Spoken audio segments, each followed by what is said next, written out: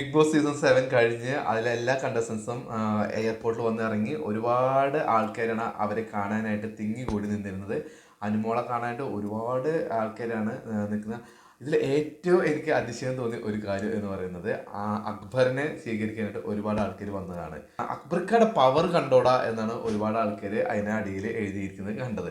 ഇത്രയും പവർ ഉണ്ടായിരുന്ന അക്ബർ എന്തുകൊണ്ടാണ് ഫോർത്ത് റണ്ണറപ്പായിട്ട് 5ാം സ്ഥാനത്തേക്ക് തള്ളിയേ അതിൽ നിന്ന് ഔട്ടായി പോകുന്നത് എനിക്ക് അതിശയം തോന്നുന്നു. നമ്മളെല്ലാവരും കരുതിയത് അനുമോളും അനീഷും അക്ബറും തമ്മിലാണ് കൂടുതൽ മത്സരം ഉണ്ടാകുക എന്നാണ് കരുതിയത്. പക്ഷേ ഇവിടെ അനുമോളും അനീഷും കഴിഞ്ഞ് ഷാനവാസും നെവിനും കഴിഞ്ഞിട്ടാണ് അക്ബറിന്റെ സ്ഥാനം എന്ന് അറിഞ്ഞപ്പോൾ സത്യത്തിൽ ഞാൻ ഞെട്ടിപ്പോയി കേട്ടോ. അതിനുള്ളിലെ അക്ബറിന്റെ പ്രകടനം കണ്ടു കഴിഞ്ഞാൽ അനുമോളും അക്ബറും തമ്മിലാണ് മത്സരിക്കുന്നത് എന്നാണ് അക്ബർ കരുതിയിരിക്കുന്നത്.